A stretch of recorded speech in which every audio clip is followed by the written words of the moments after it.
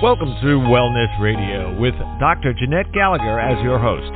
Her show discusses topics of health, wellness, and spirituality, and is about discovering your place in this great universe, from your cells to the cosmos.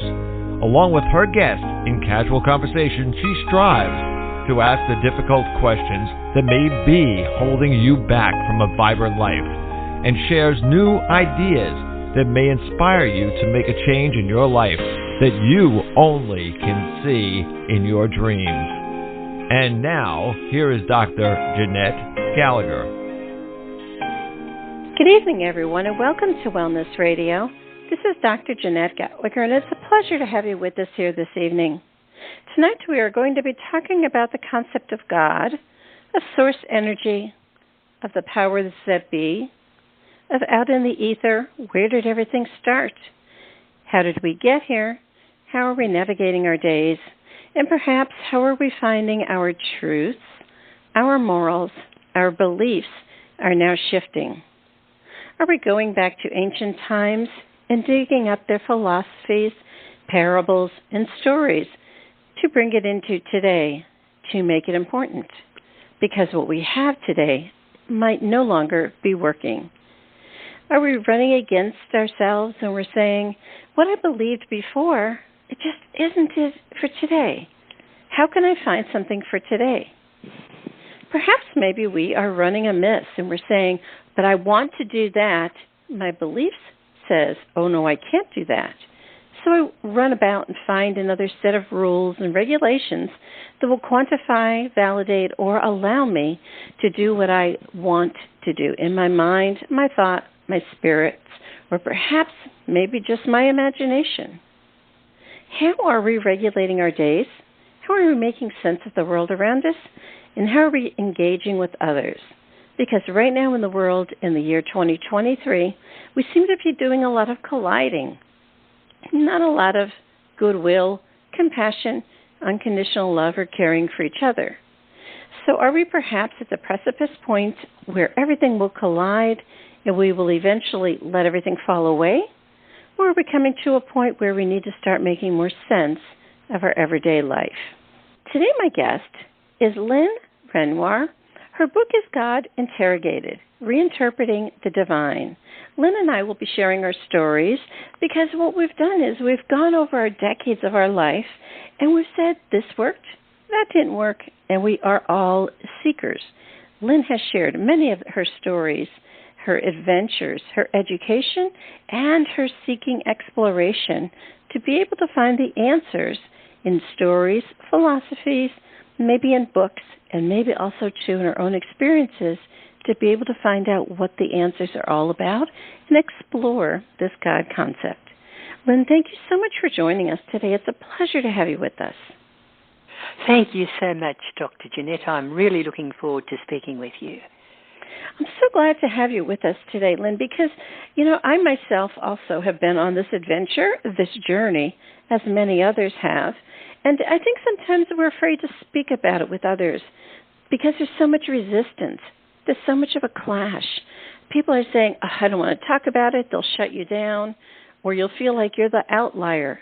Do you think that perhaps the word God brings up a lot of these emotions in people?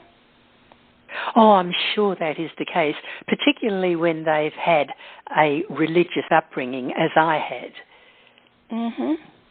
Oh, yeah. So definitely. I mean, I grew up in the Catholic Church in a very tiny, tiny town in the country in Pennsylvania, and I used to play the organ and sing the Mass with the priest in Latin, and I can remember doing it when I was in 4th grade. I started to do it till 12th grade, and then I remember one day, all of a sudden I came into church and they said, we're not doing Latin anymore. The altar was turned around. They brought in a guitar and they were singing folk music. And I'm going, this isn't the church I knew. So that was my revelation point. What was yours? Well, my revelation point came really after a long period of reflection. I was raised in a fundamentalist Protestant denomination where hellfire was the most commonly preached on topic. Now, I could never get Christianity to work. I was particularly concerned about the fact that I did not show any of what St. Paul calls fruits of the Spirit: love, joy, peace, patience, long-suffering, and all that. Now, when I couldn't make my faith work, I thought, well, maybe my faith is wrong. Maybe this God I believe in doesn't exist. But then I couldn't go down that path because I looked at some other believers and they seemed to have all these qualities that St. Paul was writing about in the New Testament. So this created a problem for me. I thought, well, if what I believe is not true, well then why does it work for all these other people? Yeah. And I was struggling with this for the first 50 years of my life. You know, definitely I can correlate to that. You know, I had there was a ton of violence in my family, and I was the only one who was, quote, doing, the church thing, going to 12, 15 masses a week because I was playing the organ, and so I was the good Christian, the good Catholic, so to speak, and no one else in the family was going. But yet I would go out and I would look at other families and I would go, they all look so good. They all look happy. They're all together and everything. Yet I would come home to this violent lifestyle and I would say, was I sent out to be, what was I supposed to be? Like, it was such a clash in my mind and my thoughts. Am I supposed to be going out to be the missionary and bringing it home? Am I supposed to be saving these people? What's going on? So don't you think as we become seekers, we start to really question, who am I? And why am I here? Oh, yes, that's tremendously important. And were you confused, as I was, by the fact that for some people the Christian faith seemed to work, whereas for other people it did not work? Yeah. But also, too, the idea of you're good, you're bad, you're right, you're wrong, you're ugly, you're stupid, you're this, you're that. I think as you and I, when we grew up in the 40s, 50s, and 60s, those words were very common, and they were tossed around like, pennies on the ground. So using those words, you really didn't know if God was going to save you or not. Do you think? Oh, well, I wasn't worried so much as to whether God was going to save me, but what I was worried about was that I was not showing these wonderful qualities that a Christian is supposed to have. Right. It's so different, I think. I wrote on the front of your book, Lynn, I wrote, what if everything you know isn't? And what I mean is, what if everything we're learning, what if everything we're exploring, we're going back to all of these books, and it's all, quote, human language? Are we really just, as humans, having this dogmatic kind of frustration or good life or whatever it might be as humans? And what does it really all mean? That's truly what your book is about, God Interrogated, is what does this all mean? And you explored from different philosophers and theologians, and what I really truly found important is that we can understand everybody has a different point of view. And as I wrote in the back of the book, I wrote, everyone questions life. Why are we really having this conversation today of this book? And I wrote in the very last line, greater acceptance of all. Isn't that what we're talking about today is, even though everybody has a different point of view or a different version, are we looking for greater acceptance of all? Oh, yes, that's a tremendously important point. And the interesting thing is, I feel anyway, that there are different approaches to truth, and what will work for one person will not work for another.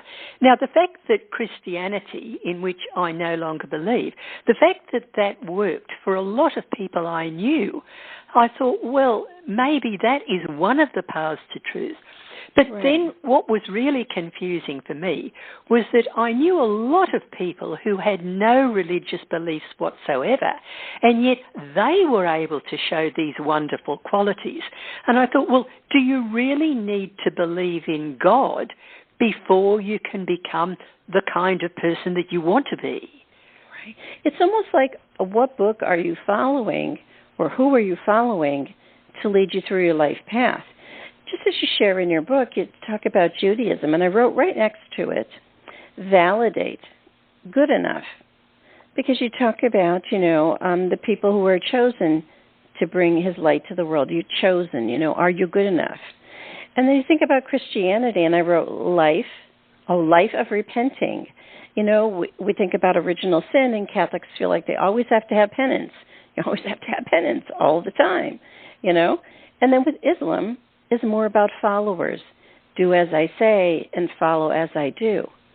So we think about different religions, and we say, what is their driving force? What is their book of beliefs?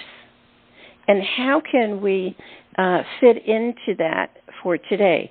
I think a long time ago, we were given a religion or followed a religion when we were born, and we kind of stayed with it our whole life.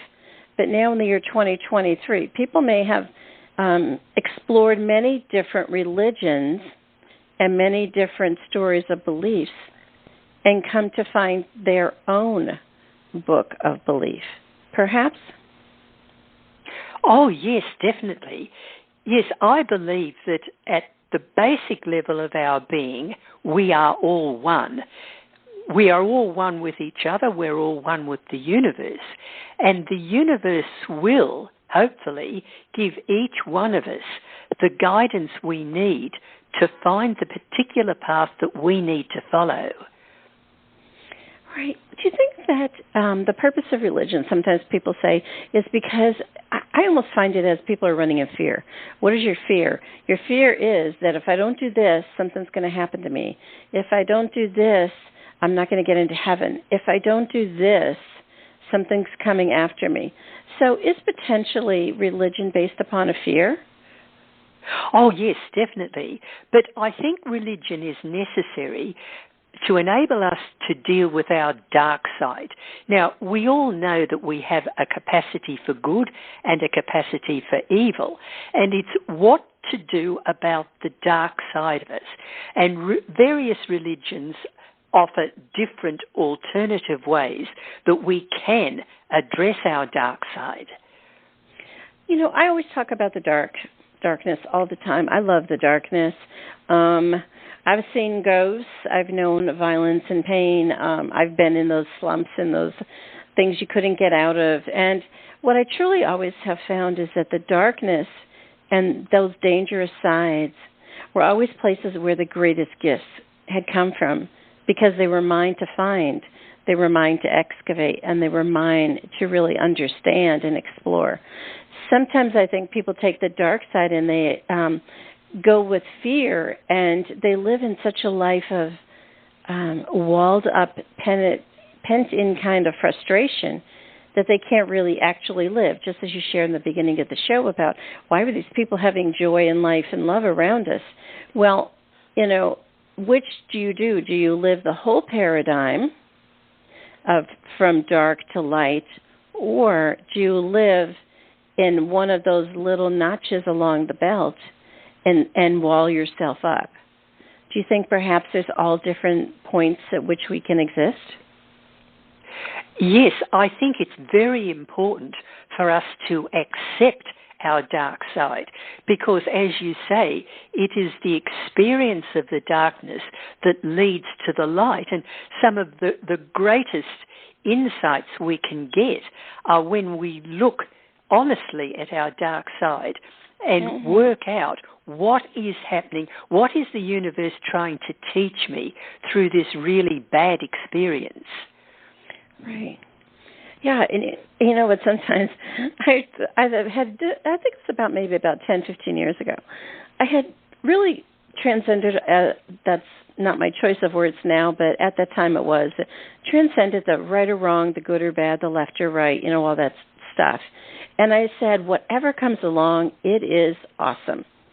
And they would say, you just fell and broke your leg. I will say, awesome. Oh my gosh, you don't have any money today. Awesome. Or everything was great today. Awesome. And in that way, it meant that whatever was there was the gift of the moment.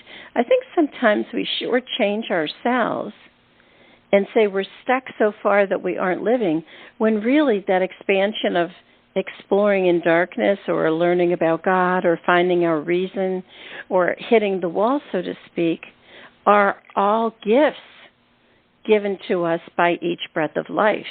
People forget, the breath of life was your gift. Whatever comes along, I always say, is the gift of life. Do you think perhaps we forget about that? Oh, yes. We very easily forget about that.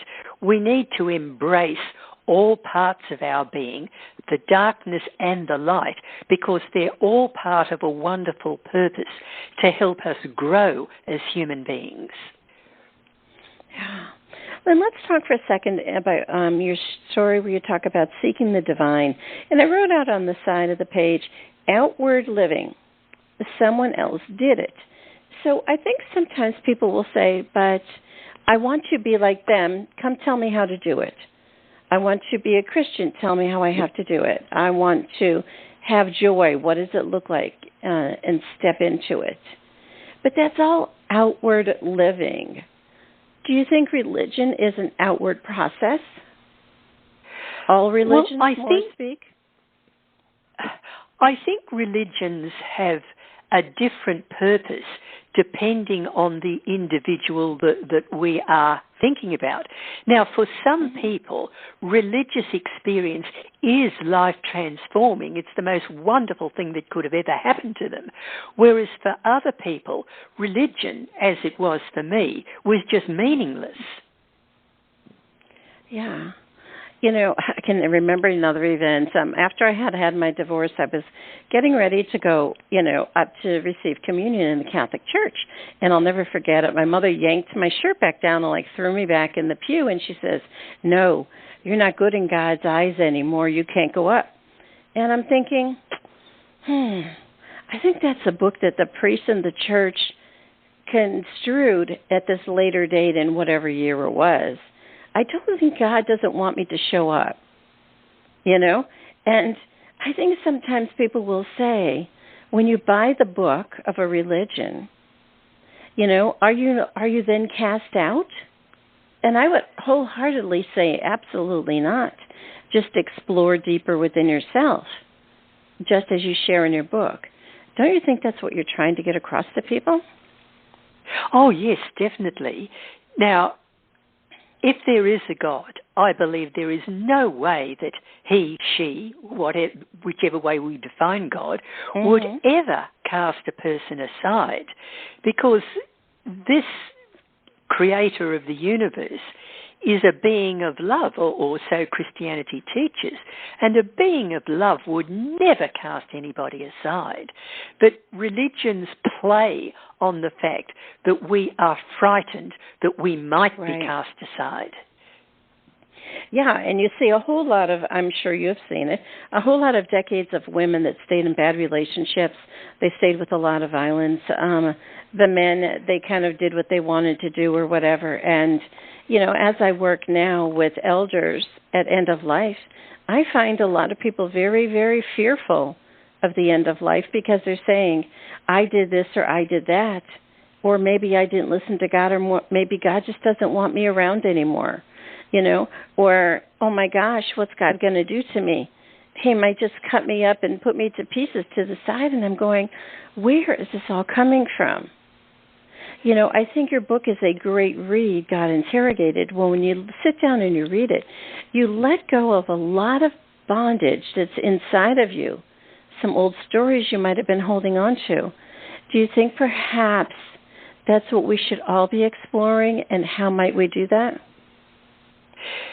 Yes, I certainly agree with that. I think we should be exploring the whole range of human experiences, the good and the bad, and realize that sometimes great good can come out of great evil. Yeah. I think sometimes people have that great fear, and the great fear is not being like another person.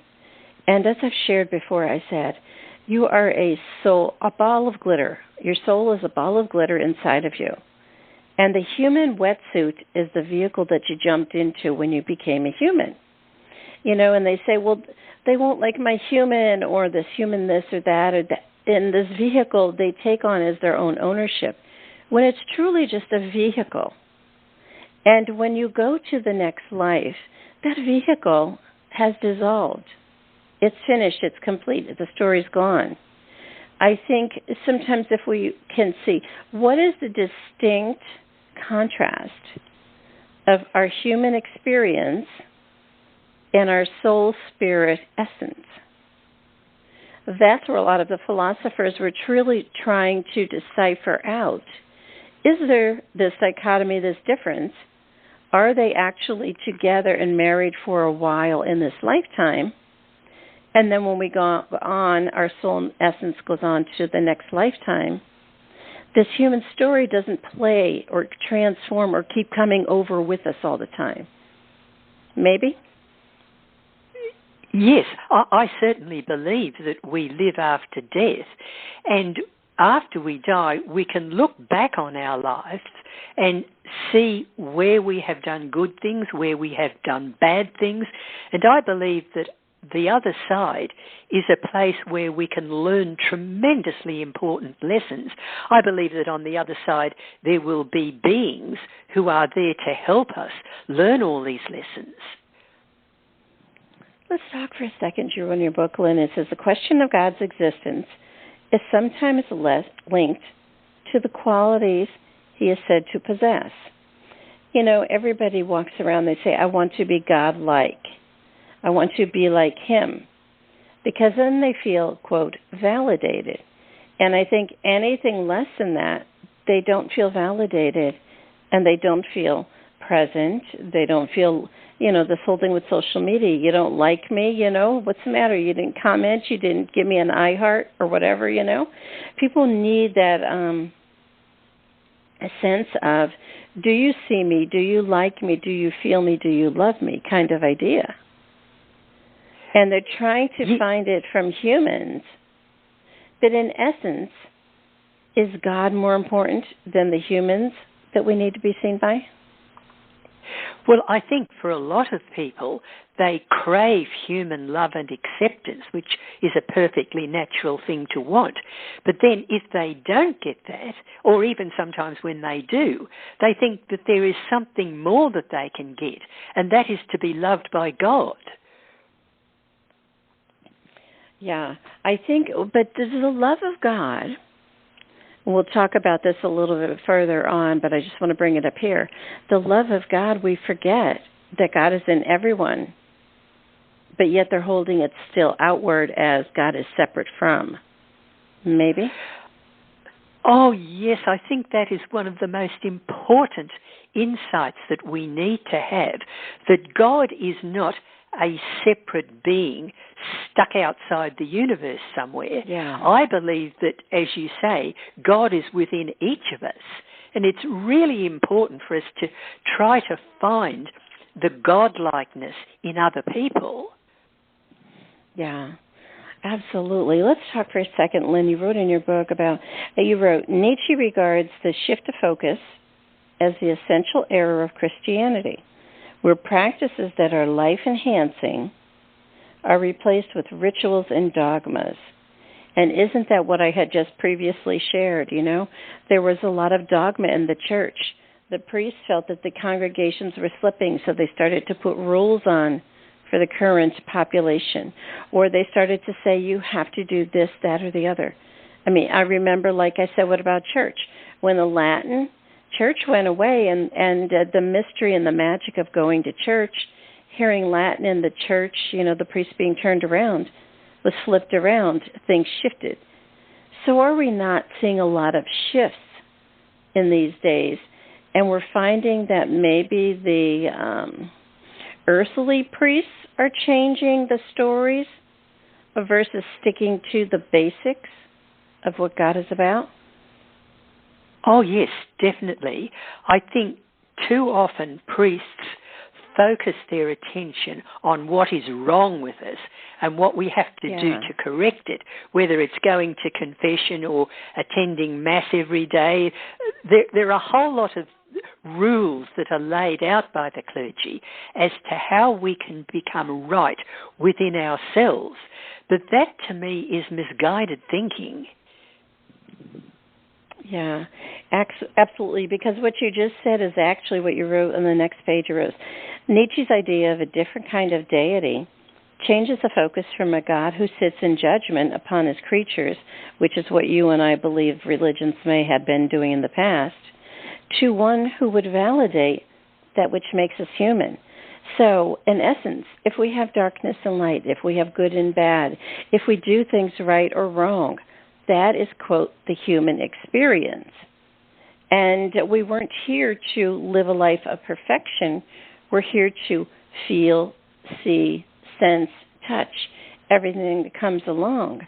Isn't that how you then further learn compassion, love, help, support, grace? How else can we do that? Oh, yes, I certainly believe that. I think that if we accept the fact that there is this God within us and there is a God within every person, it makes it easier for us to reach out to other people and try to connect what is in them with what is in us. Do you think that perhaps God has a list of what he requires? You wrote in your book, Kierkegaard said, if there is a God, it is necessary that we discover the truth about him and what he requires of us. You know, in my own adventures of exploring all of these religions and everything and mysticism and all kinds of philosophies, I don't think he requires anything of us other than presence and to do our best as a human. Because when we're a soul and a spirit, we will be in a different level where he will ask us to be like him. But currently, it is being a human. What is he requiring? He's requiring that we get up out of bed, we show up, and we move through our day. I don't think he can ask anything more. Do you think he can? No, I don't think so. I mean, if there is a God, and if this God is masculine, he would only ever require us to do our best. Mm-hmm. Well, you know what? I think sometimes, people get very confused with this, and maybe this is something you've thought of or you've gone along your explorations. When people, they murder someone, they steal, they cheat, they do this, that, or the other. And everyone says that's darkness, that's wrong, they're bad people and everything. And I will say perhaps that person's mission in this lifetime is to show us something different. It's for us to learn. It's for us to be able to help and support. It's for us to see that there are no, that these are actions or experiences these people are doing. For us to find unconditional love. Can you find unconditional love? You see this all the time with people forgiving people who did really bad things. And then those people really say, but I have the love of God in me because I have unconditional love. I understand that I don't have to understand. I understand that I can forgive or forget or let go or whatever, but I understand God has his plan, and it isn't for me to question. And also, too, even if there is no God and if it's just source energy, perhaps we as each source energy are hitting the walls. We're bumping into other diffuse energies. We're falling into like a void or a pit hole. But we seem to think that it's right or wrong and all that other stuff. Maybe? How might that view? Oh, yes, I can understand where you're coming from, and I think you're right. Yes, I think that all these experiences, our own or other people's experiences, whether they're good or whether they're bad, they're all a means of our learning and growing as human beings. Yeah. Let's talk for a second about, you say now, what is God? We talked about who is God. Now we're saying, what is God? And, people talk about it now. I don't have a God. I have source energy. I have quantum physics. I believe in the energy of the earth. I'm rooted to earth energy. I'm rooted to the sun, the moon, the stars, whatever it is. I've spoken many times, we've spoken about quantum physics on this show. And truly, when I think of it, I'll go back to what I said before, is I really feel that I am this ball of glitter. That's it. I went to a family event, Lynn, and you could understand this, and many of the listeners can, but the people that were at the event couldn't. So I was having a terrible backache. I could barely even stand up and walk around, and I was in a lot of pain. But I enjoyed the event as much as I could, and I was sitting down. And I walked up to a family member, and I was talking to them, and they said something, and they said, my response was, "Oh, I'm just fine." "So how are you?" And they're going, "Oh, you don't look just fine." I said, "My body is having an experience in which it's having a lot of pain, but I, the me, the soul, the spirit, I'm just fine." And they could not understand that for the life of them. And I think that sometimes when we can see that separation, but then bring it back together, we can understand the exploration of a God or a source energy, as the human experience right now. And perhaps there's something different, too, with God. Instead of putting him into a human thing, we could say, is it maybe energy force out there? Is it universal? Is it expanding? It gives us a little more freedom to be able to expand our language, or maybe to expand our beliefs, or even create illusions to be able to start seeing what we're sensing. Yeah, I like your term source energy. To me, that's a much more helpful concept than the idea of a personal God who sits outside the universe and sits in judgment on us. A source energy gives the feeling that we are integral to that source.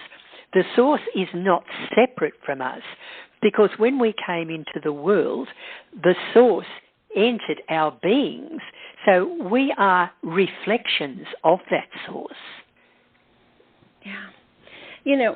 So here's my story, is that I believe that, as I can remember so many of my past lives, so I call them all fragments of this glitter. And each lifetime was this ball of glitter, and it's just in the universal ether, as I call it. And it intersected with an ancestral lineage, an ancestral line, like our family, all of that, all the way back, our genetic kind of stuff. And when it intersected, I always think of us as an avatar. And we downloaded instantaneously this lineage story, grandmother, grandfather, where they were, where they came from, what they did, what I should be, who I am, what I'm all about. It's kind of like this download, And then we go about our life and we live that download. And I think what you and I are talking about today in the year 2023 is that download is starting to dissolve. We are beginning to say we don't need to be those ancestral lineages, because now our soul is becoming more complete. And we're saying we can let those things go. We don't need to carry them to heaven. We don't need to carry them with our soul. We don't need to carry it till the next lifetime. When we meet God, he's going to say, "Awesome, you're here." He's not going to ask you about your whole life story. That's a human thing. The soul and the spirit is pure. It is clear. It is concise. And it is just like a ball of energy. Just as you think of energy, quantum energy. It doesn't say, "I'm a desk. I used to be a cat. I was once a tree." You know what I mean? Those quantum little particles, they just are.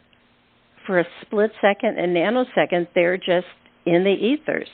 And I truly believe that that's what we are.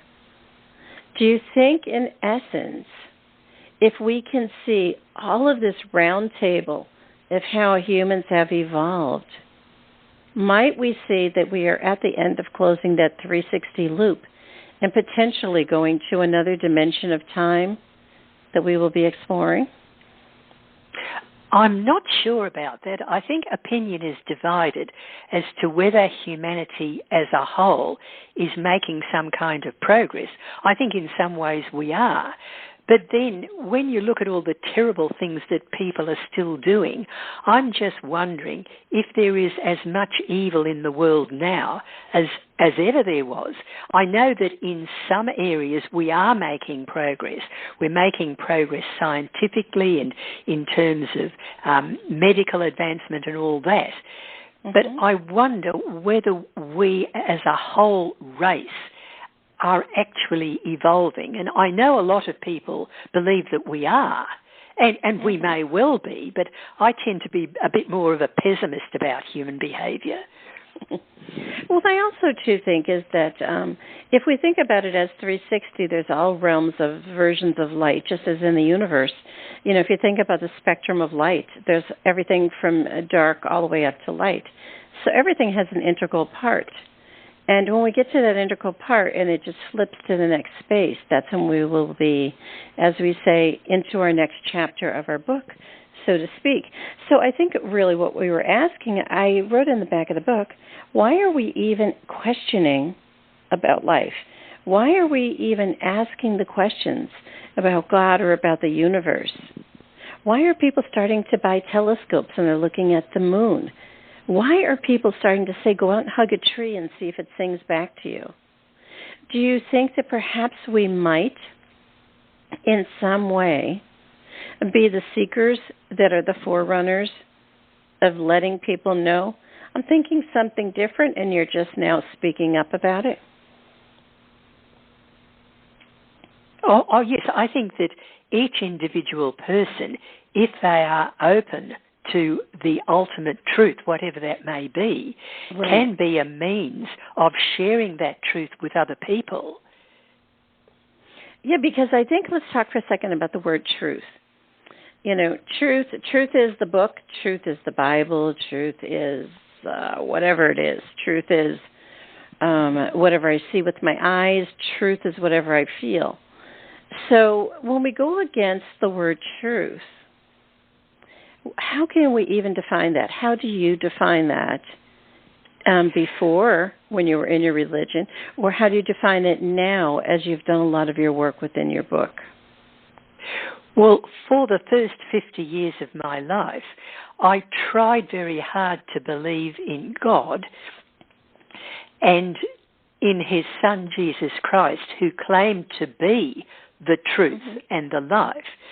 But when that didn't work, then I gradually formed a view that truth is whatever is going to work for the individual. And this is why people can have a wide variety of beliefs and still show these wonderful qualities that we all seek. But it doesn't depend on the ideas that they happen to accept as truth. Truth, I'm arguing in the book, is whatever is going to be life-transforming for the individual. Yeah, I think that potentially we get stuck with the idea of your truth must be my truth, and we must all band together to be a tribe, to be a parish, to be a group or a race. And maybe that's where all the conflict starts to come in, and we start to overlay and instill our truths upon other people. Or is that what the human race is supposed to do? I don't know. Do you? Well, I think one of the failings of the human race is that we latch on to a set of ideas and we convince ourselves, or we're convinced by our religious leaders, that what we believe is the truth. But that's only a small part of the picture. That's if it is a part of the picture at all. Mm-hmm. What I'm arguing in the book is truth is that which makes a big difference in the individual's life. Yeah. You know, I've shared so many times, I said, I just cannot wait until the human language goes away. All it is 27 letters, and look at all of the trouble we've gotten into in our many eons of existence. You know, I would just cannot wait till language goes away and we're into telepathy. And then we will be into how does our energy feel?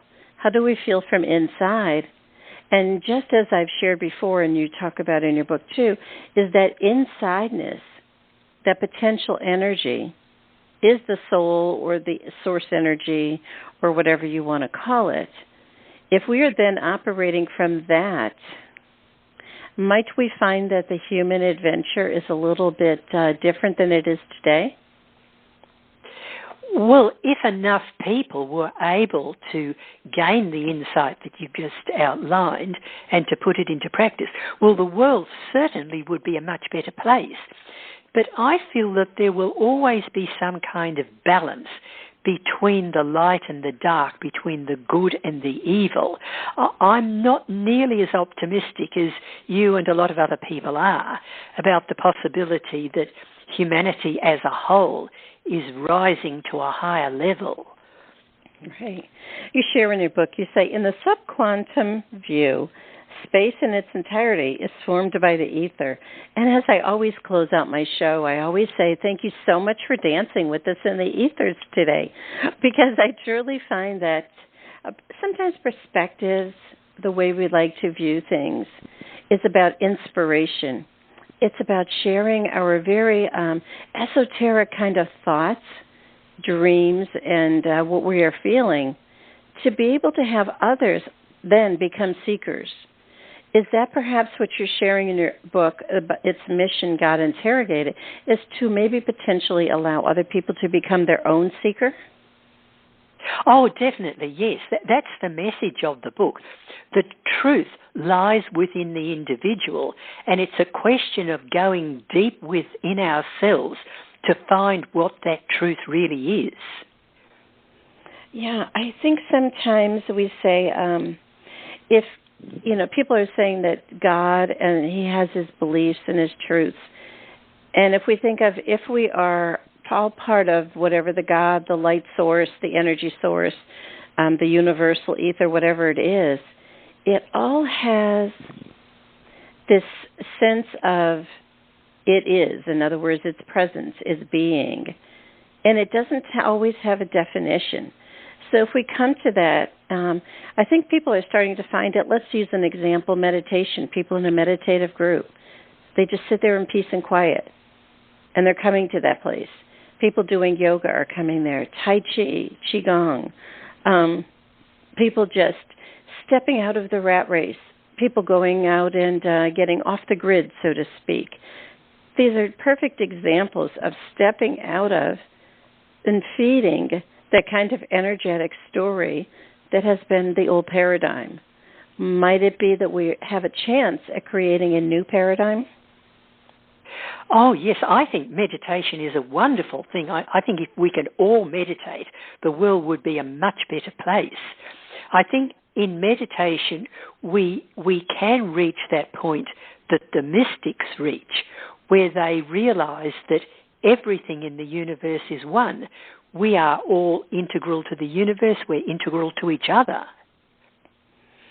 I had this one tapestry I have in my room, and it's just a piece of material. It's dark. I live in the New Orleans area. It gets very hot here. So I just put it over the window because the sun comes in there in the morning and it gets radiantly hot in the room in like 5 seconds. And, I just cut it off at the bottom, just hung the piece of material. I didn't do anything to it, didn't alter it or change it. And eventually over the years, the threads on the bottom would start to come down, unwind, unsewn, and they would just start to hang down. And someone had said to me at one time, you need to fix those, trim those up, make those right. And I said, they are right. They're unleashing themselves so they can write a new story. It's almost as if you could take the threads and now create a new tapestry with the threads. I think if we think of it, life, human existence, human stories, human experiences as that, we can also create that within this lifetime if we so choose, irregardless of the decade of life we are in. Even if we're in our 40s, 50s, or 60s, we could say, I choose not to do that anymore. But I am going to take the pearls that I had before, and I'm going to be able to create something different. I've even said to people, at end of life, and they'd say, I've been holding on to these things for dear life, and they'd take out their little box of their jewelry, and I'll say, let's cut all the strings of all this jewelry, and let's make a new necklace. And they're like, oh, no, no, no, no. I said, but we're creating a new, and we're letting go. And sometimes you could almost feel the energy in the room change when you choose to do that. Might we be at a point where we're allowed to be free of the old stories, or are we still holding on to the old tether lines, so to speak? Well, I think for some people, they are becoming aware that there is a new way of looking at reality. But for other people, and this is obvious quite often for psychological reasons, they need to hang on to what they have always believed, particularly if this is a religious belief and that God will judge them when they die and that they've got to be good people and get everything right before they die. Those people find it very, very difficult to let go. Yeah. A lot of times as I share with my spiritual teachings with, patients at the end of life, I always say there is a door. You cannot take your baggage with you. You cannot. You must leave that human story behind to go through the door. And even I posted today, I said, people were asking the question, oh my gosh, well, at least this person didn't die alone. And I said, no one ever dies alone. When you go through that void, there's always something else to scoop you up on the other side. It could be etheric energy. It could be quantum physics will pull your energy force along. It could be angels if you want to believe in that. It could be your loved ones, whatever it was, their energy on the other side. So I think the idea is that is not that what we think in our minds, just a based fear that we choose to create as our own illusion for our own survival? Oh, I think that is the case with a lot of people. They seem to need to hold on to this fear as though fear is pointing to a reality in the universe, whereas fear is just something that we project onto situations. Mm-hmm. Yeah, so if we can let go of that fear of humans, of ourselves, of the next adventure, of the next thing coming down the pike, or even of whatever we believe in our religion or our God, or that we might not make it to the next day, how would we then live? I think we would be so free. We would be standing there in awe. And if we stood there in awe, my goodness, there would be nothing left to hold us back. What would we do then? Well, that would be wonderful if we could get to that stage of knowing that there was nothing to fear. But there is something within the human soul that finds it very difficult to let go of the idea that there is something that we have to fear, even if it's death itself. Yeah. I think we are coming to a new evolutionary time. If you look at the younger kids right now, the younger children, my little granddaughter gets on her bike and she just rolls right out in the street. And I'm like, oh my gosh, there might be a car. Oh my gosh, this, that, or the other. And she says, I got on my bike and I just rode. So yeah. I think sometimes if we can also understand and realize that if whatever we have as our bank of our experiences, to not influence the next generation with our old stories. Yes, I did go to a high school that was at the top of the hill, and yes, I did walk uphill in the snow and rain and go to school. So, but that is irrelevant anymore to the new generation. So to not bring those old paradigm stories and shifts to the children and to see where they may guide us. Might we learn something from the younger generation versus might the children let go of the stories of the older? Oh, yes. I think that there is a great deal that we have to learn from the younger generation. Yes, I agree with you on that. Yeah, I think there's so much, as I've always said, there's so much closer to that quantum energy. They didn't download all of their avatar decks, you know. As I said before, you download your avatar decks. I said, oh goodness, maybe they didn't get those ancient ones. You know, when we used to say, oh, they're an old soul. They've been around been around a long time, People, you can kind of feel it, And I'll say, these kids that are coming in are just such little sparks of life. I think when we turn around and we look at the stories, of all the old philosophers, we'll say they had it right for their time, but they also were seekers in their own time to be able to share those pearls of wisdom for you now in this year 23 to read, interpret, and share with us. Isn't that how we pay evolutions forward? Oh, yes. I think that each generation has its own insight into truth. And the wisdom that one generation gains is passed on to the next generation and so on. Yes, well, in my book, I look at philosophers over the past couple of 100 years and the way they tried to address the question of what is God, what would a relationship with this God be like? And it was interesting to me that each philosopher comes up with an entirely different explanation as to whether there is a God, what qualities he may possess, what kind of a relationship we could have with him. So each person who addresses these questions is going to come up with very different answers. And I think that's absolutely wonderful because there's each a pearl with each philosopher that you could take for today. In other words, remember I said about taking your pearls and your jewelry and cutting the cords. You can take a little bit from each one and say, this is how I feel. And you can almost feel it in your heart and your soul when you're reading it and saying, wow, that really felt good to read that or to know that or to be able to take that into my heart. And I'm really just going to live that for a little while. Instead of saying I have to bank on their whole book, I'm going to live this little pearl for today. Isn't that what we're hoping for? Oh, yes. I mean, each person can teach us something. Even people whom we may think haven't got much to commend them. In their behaviour, they can show us something really important, something about life in general, something about ourselves that we've been too afraid to look at. Mm-hmm. Do you think that we are all, if we could just stand, and I think, I'll stop for a second. So I think what I had seen, and it was several years ago, maybe a few decades, is that I would want to be able to have people be blinded of all of their senses. In other words, you couldn't see, hear, smell, taste, or anything. And you would just go into this room, and there would be a bunch of people in there, and you would just join hands.